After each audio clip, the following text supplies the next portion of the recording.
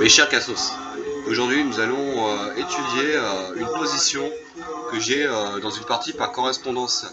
Et donc je trouve que cette position elle est intéressante et je me pose une question. Et la question est la suivante. Dois-je rentrer dans le jeu de mon adversaire? Et je vais m'expliquer ensuite. Alors déjà, la musique d'ambiance. C'est un des 4 morceaux que j'ai fait il n'y a pas si longtemps que ça. Et puis je trouve comme musique d'ambiance, c'est plutôt pas mal. Je l'écoute avec grand plaisir. Donc vous me direz en commentaire. Donc ensuite, la position. Là j'en suis assez dans cette position là. J'ai les noirs et mon adversaire il a les blancs. Là, bon déjà, mon adversaire il a été foutre un cavalier ici. Son cavalier il fait franchement pitié. Donc je vais mettre ça, cette pièce je vais la mettre en rouge. Ensuite, le cavalier il ne sortira jamais ici. Ensuite, en fait, il est condamné à avoir des coups qui ne sont pas vraiment actifs pour défendre latéralement, par exemple, une case de mat, pour pouvoir manœuvrer et bouger la dame, perdre un tempo, parce qu'en fait, c'est un coup qui ne va pas être franchement utile. Là, il n'y a pas d'activation possible ici, à cause du pion. En fait, le pion tient en respect les tours. La tour, c'est pareil, même si elle arrive à venir ici, elle ne pourra jamais venir ici. Bon, en fait, là, ces pièces sont vraiment... et en fait, il est en attente. En fait, il n'a pas de coup pour évoluer, en fait. En fait, son fou, il est complètement enfermé derrière une muraille de pions. Il y a éventuellement un sacrifice dont je vais parler. Qui est peut-être combiné au cavalier, puis avec la tour, etc. Il y a peut-être quelque chose pour lui, s'il veut jouer aux échecs. S'il veut jouer aux échecs.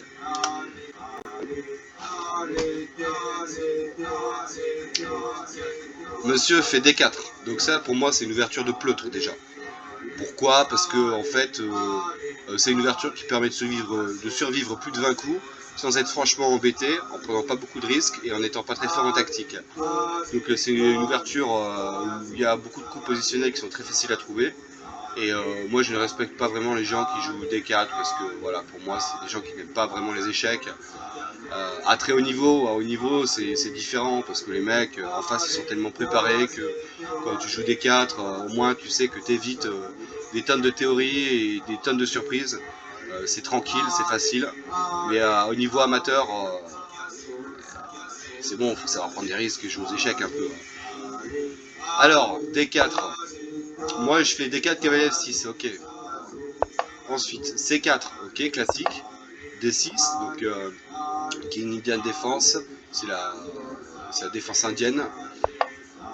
Cavalier C3, G6, E4, fou G7, fou D3, cavalier C6, roc, et voilà, et là je fais la manœuvre classique habituelle, je fais ça pour envoyer ça. Fou ici, bon là déjà je remarque qu'il pourrait être un peu plus ambitieux. Il pourrait essayer de taquiner ici. Et si jamais je le fais chasser, bon bah après il peut aller là. Certains font cette manœuvre. En tout cas, le fait d'aller ici, c'est un tout petit peu plus ambitieux. Parce qu'en fait, ça m'empêche de faire ça tout de suite. Donc je perds un temps à faire ça.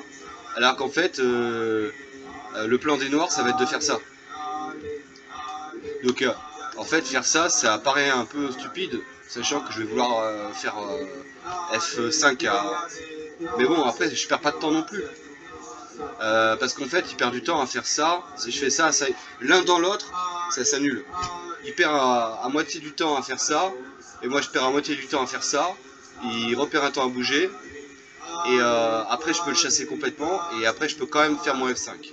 Donc il n'avait pas envie de ça, lui il préférait garder ses pièces en attaque, et garder son fou braqué en étant ici. Il n'a pas besoin d'aller ici en fait. Donc lui déjà, quand il fait ça, il me montre sa claire intention de braquer mon roc avec sa paire de fous, et de rester à distance, et éventuellement de jouer solide hein, avec des coups comme ça, et ensuite avec du dame ici. Enfin, c'est des plans faciles.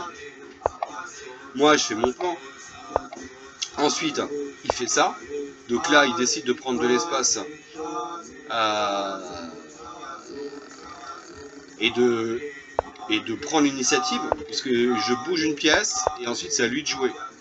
Mais là, je commence à pas. Alors là, dame C2, ok, pourquoi pas. Mais mec, t'as oublié un truc, c'est qu'il y a un pion là. Donc ta batterie, bon. Euh, alors, dans ce cas-là, allez les petits cassos. Dans ce cas-là, il va y avoir du F4 pour être cohérent. F4 pour pilonner. Et là, ok. D'accord. Donc là, je prends la tête froide. Je vais juste jouer mon coup. Mais j'avais calculé tout. Hein. Sur F4, qu'est-ce que je fais? Je pense que je prends. F4, je prends.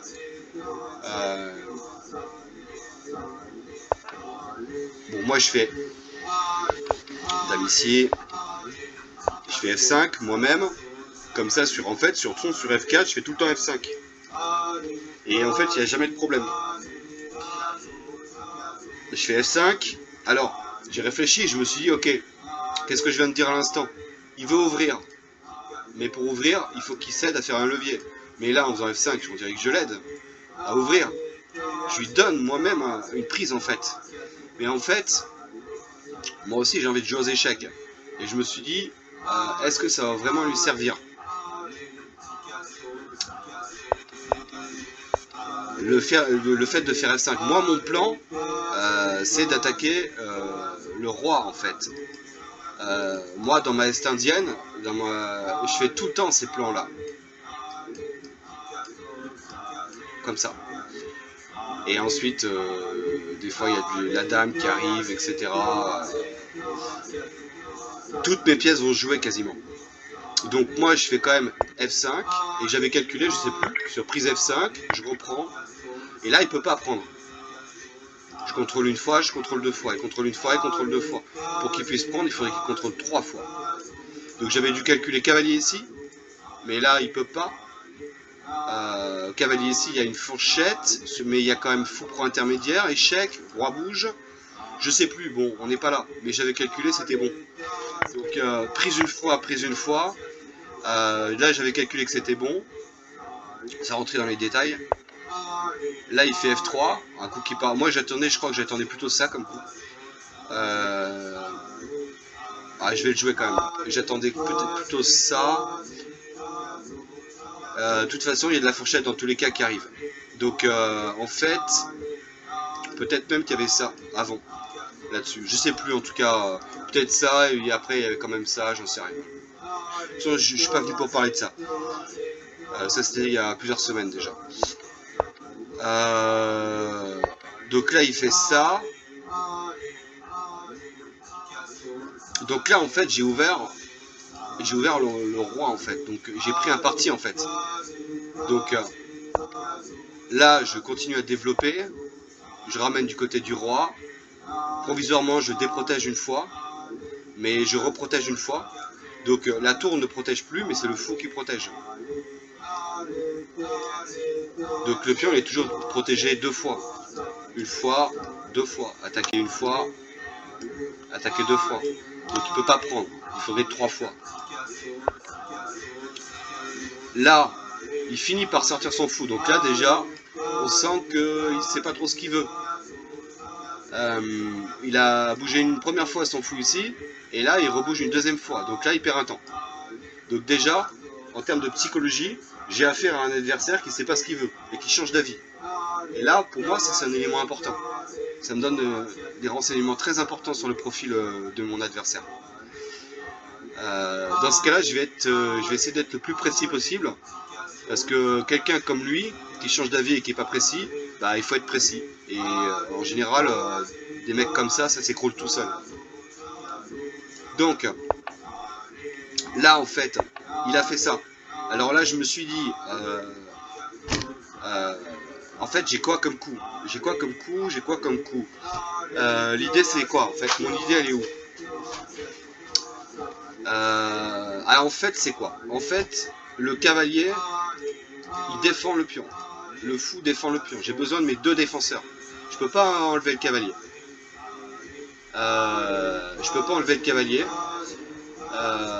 Mais j'aimerais bien, hein, ce serait la suite logique. Et j'avais même...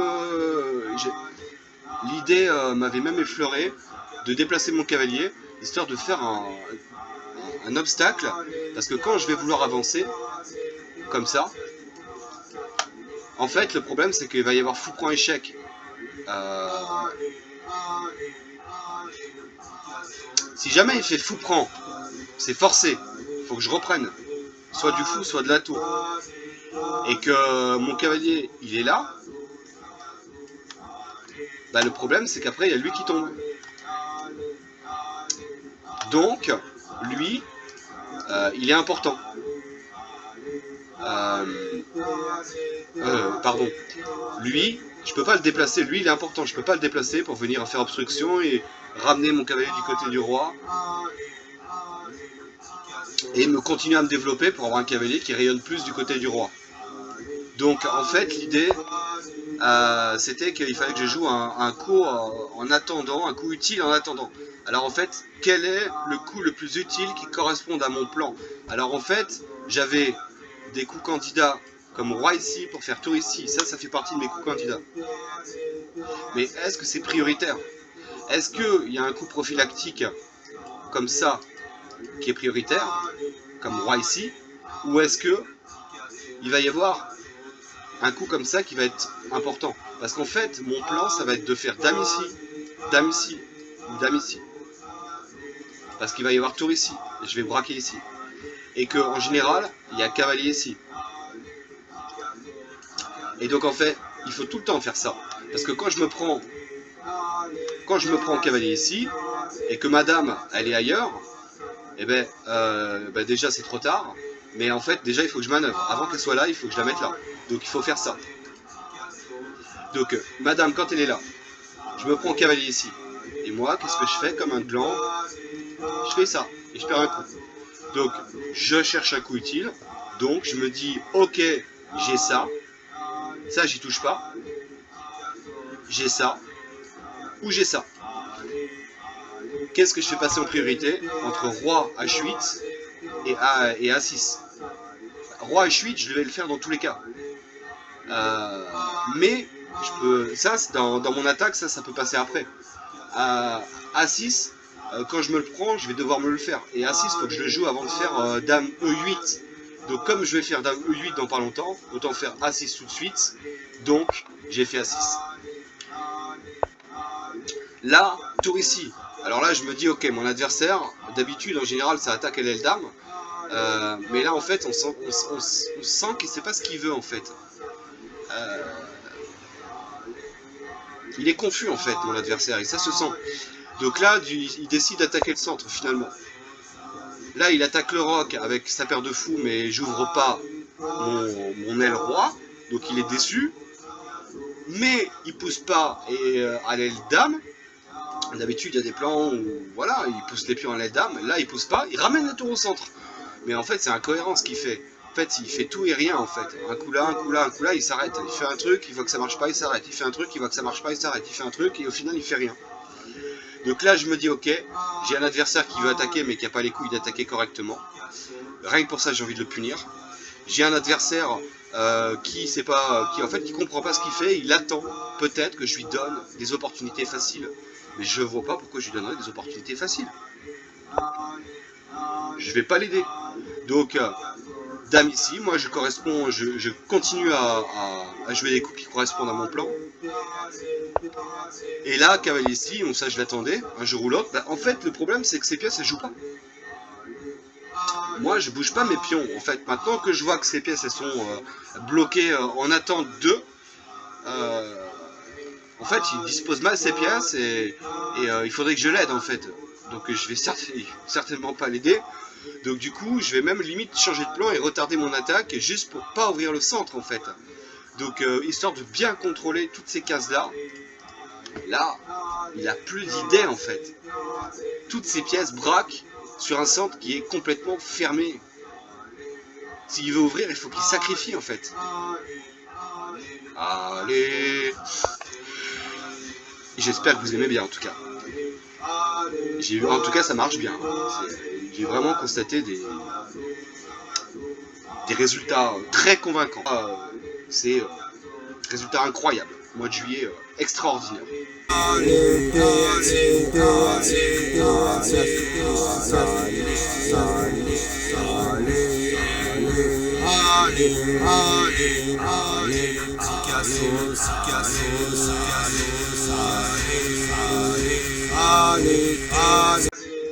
Alors,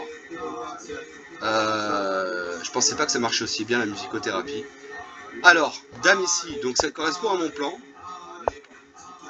Par principe, j'aime pas mettre ma dame dans le viseur.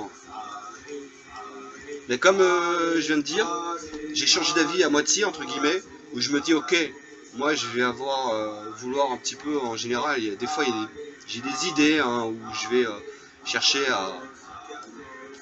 à faire ce genre de choses.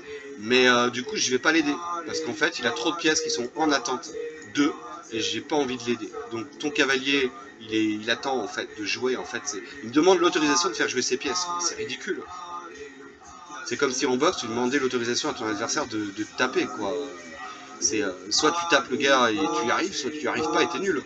Mais laisse-moi faire, s'il te plaît. Non. Ton cavalier, il est là, bah il bouge plus. Le cavalier, il est là. Là, il attaque une fois, il attaque deux fois, il attaque trois fois. Je défends une fois, je défends deux fois, et je défends trois fois. C'est provisoire.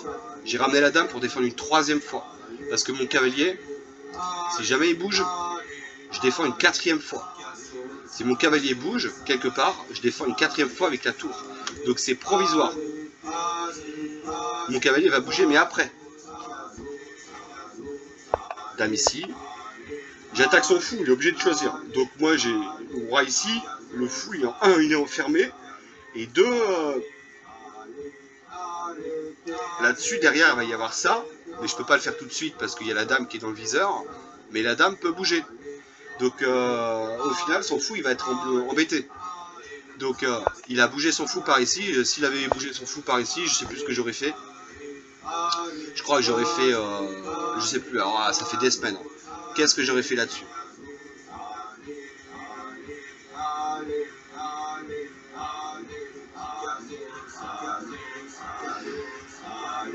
Qu'est-ce que j'aurais fait là-dessus?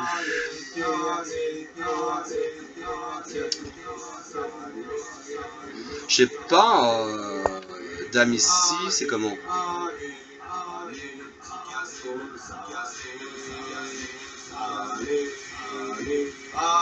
Dame ici, ça a l'air... dame ici, il faut renforcer quoi.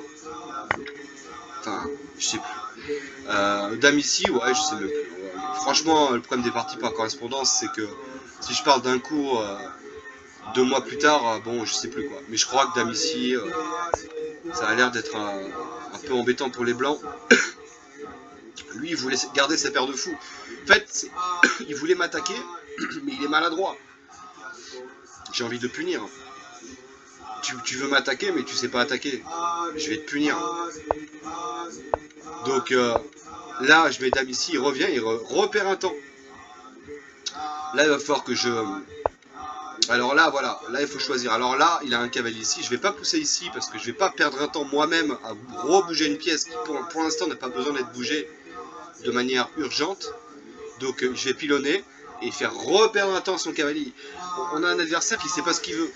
Eh ben, je vais rentrer dans son jeu et le pousser à son paroxysme et lui dire tu sais pas ce que tu veux, bah tu vas avoir. Tu vas bouger tes pieds 50 fois et tu vas jusqu'à la fin de la partie. Et tu n'auras pas joué et j'aurai une position gagnante. Donc je vais encore pilonner, c'est pas contradictoire avec mon plan de roi ici, de tour ici, de cavalier ici, de h6, de tout.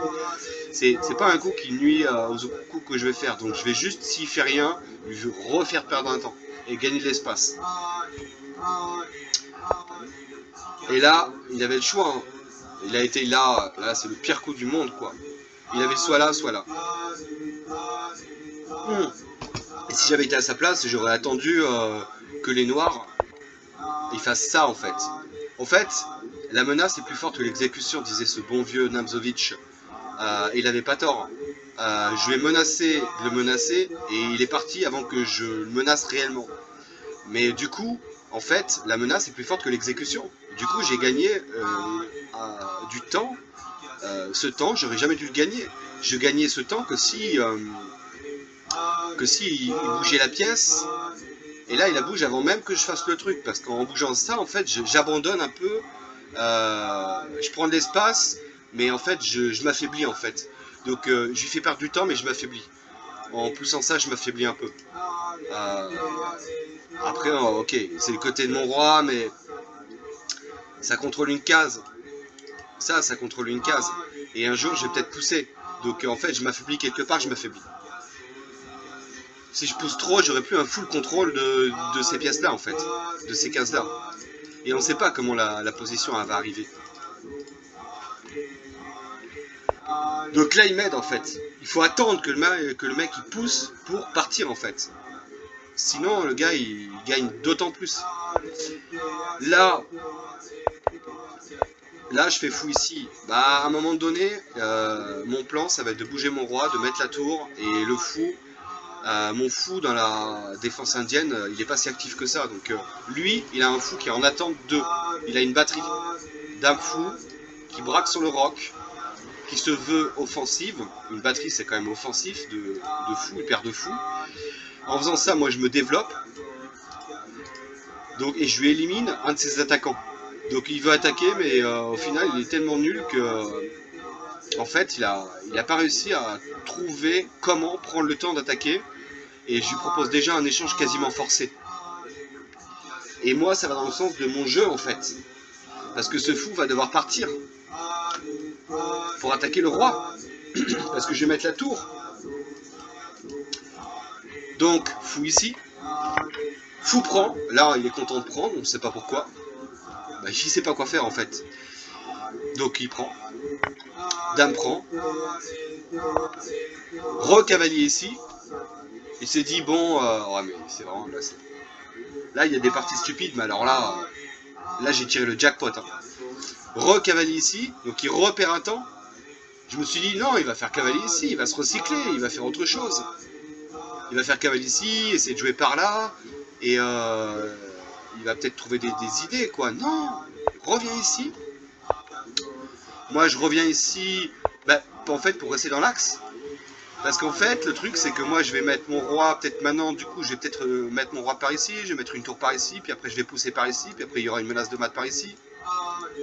Et lui, il est toujours comme un con avec son cavalier, il sait pas ce qu'il veut. Merde. Dame ici, bah, il s'est rendu compte que j'allais pas ouvrir le centre. Non, je vais pas ouvrir le centre. Dame ici, qu'est-ce que tu veux? Ah là, j'ai pas compris le coup, là. Donc là, dame ici, j'ai pas compris. Donc moi, je continue. Donc, du coup, je lui fais perdre un temps.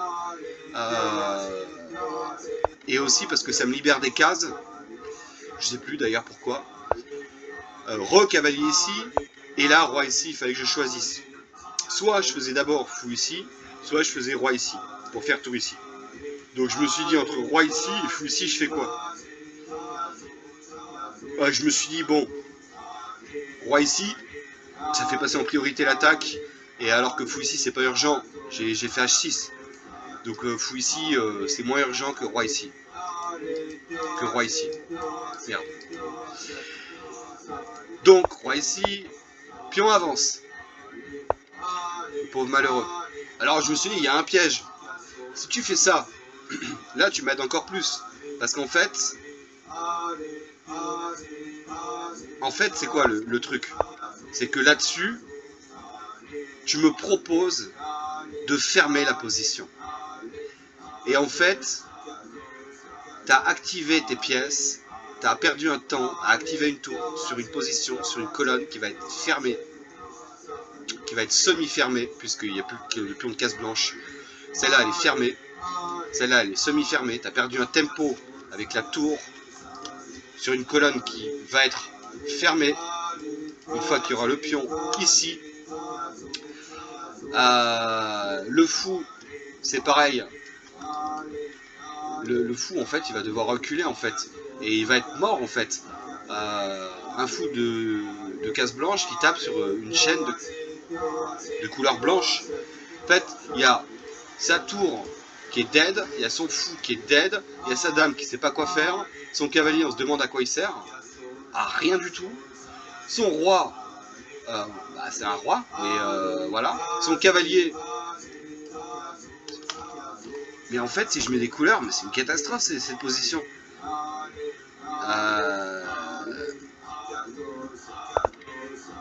Donc moi, je me suis dit, est-ce qu'il y a un piège? Là, j'ai envie de faire ça. Mais est-ce qu'il y a un sacrifice? Donc là, je me suis posé la question.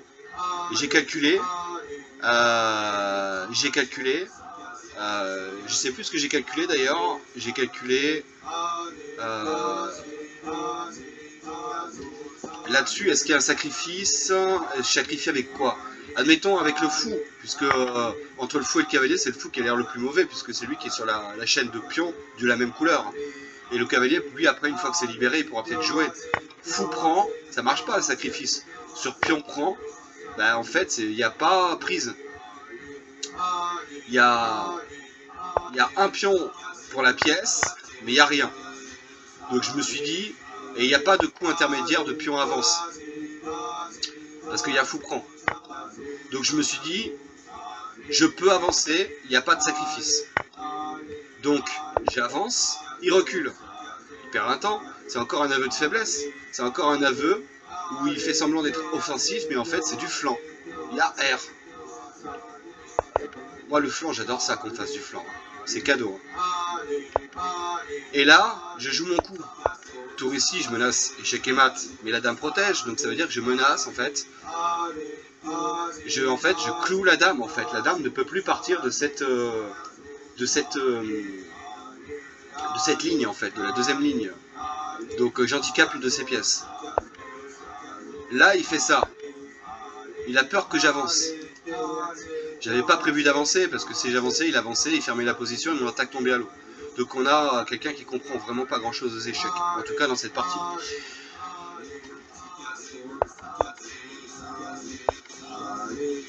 Il m'aide plutôt parce que ça c'est une prise. Si un jour je mets un cavalier ici, qui a du cavalier prend, qui a du dame ici, et après je me lasse du dame prend.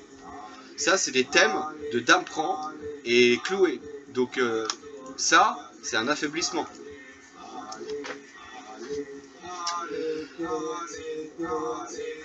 Il fait ça. Et là, je me repose la question, peut-il sacrifier? Parce qu'en fait, il y a... Alors, moi, je me dis, qu'est-ce que j'ai comme coup? J'ai fou ici, qui a l'air d'être un coup, et est-ce qu'il n'y a pas plus utile? Moi, mon idée, c'est de doubler les tours maintenant.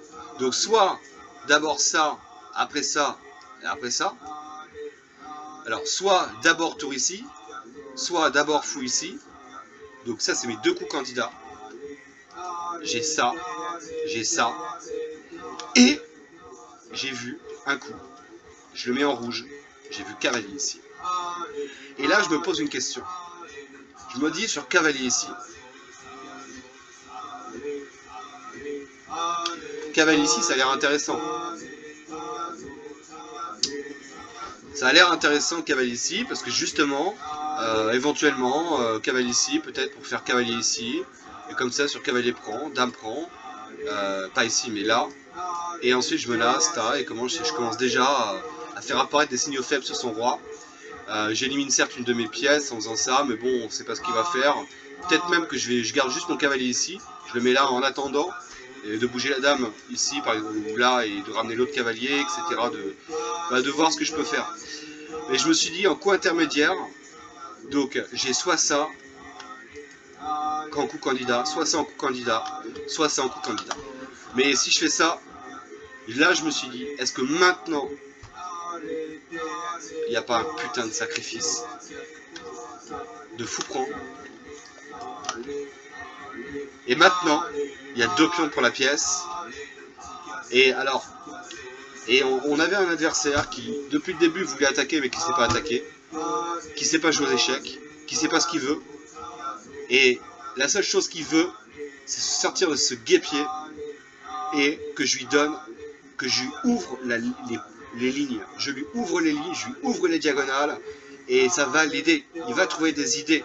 Il a l'air mauvais dans les positions fermées. Plus la position est fermée, et plus il tourne, il ne sait pas quoi faire.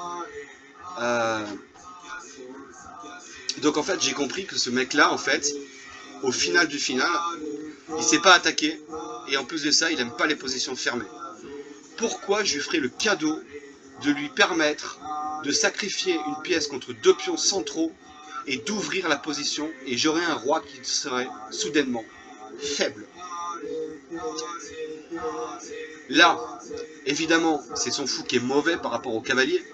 Donc, sur cavalier ici, fou prend, pion prend, admettons, j'ai soit tour prend, soit cavalier prend, je vais faire cavalier prend.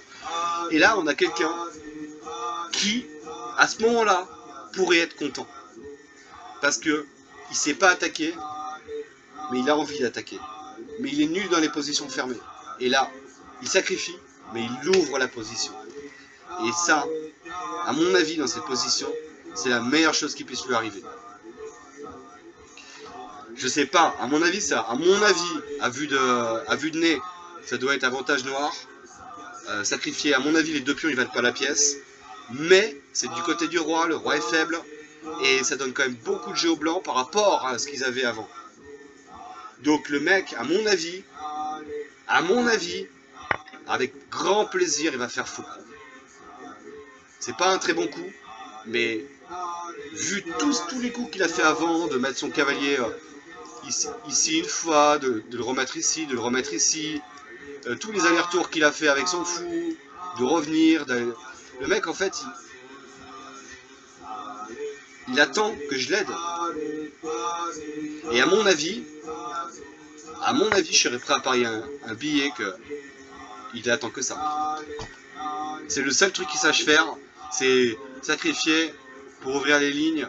Et là, il va peut-être arriver à trouver des idées, le pauvre.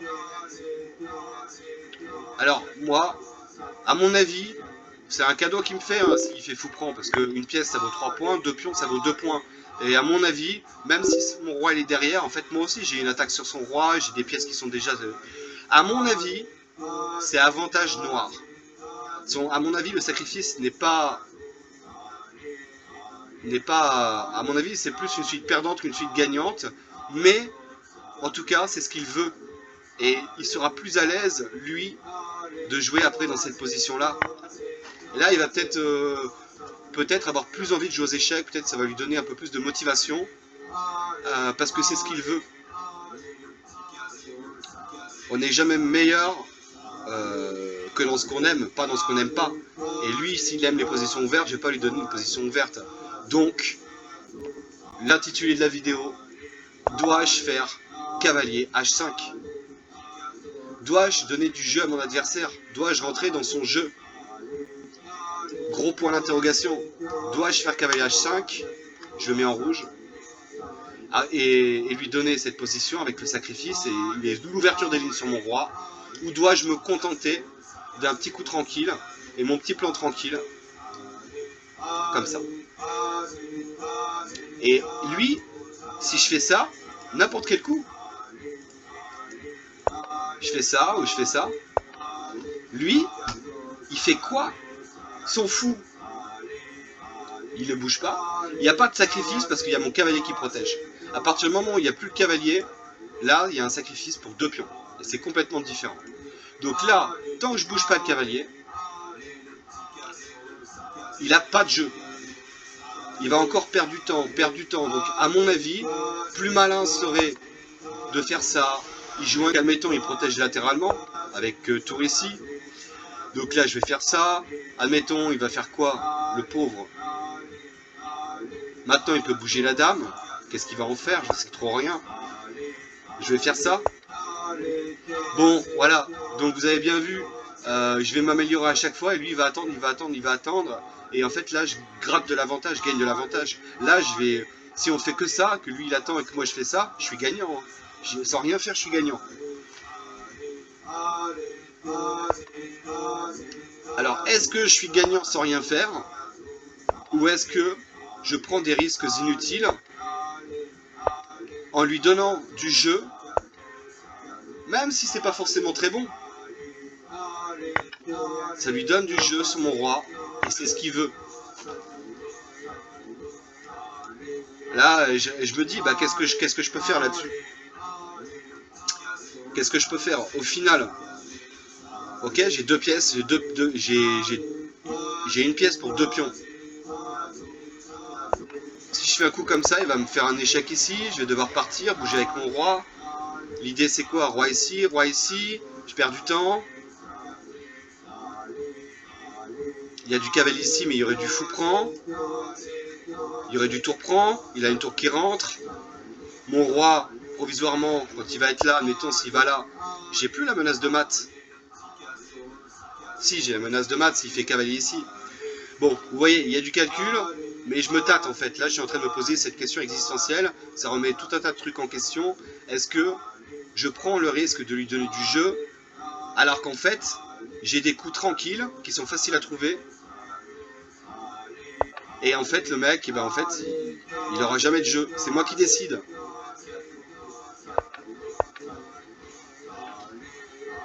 Là, j'ai tour ici, j'ai fou ici, et il peut rien faire.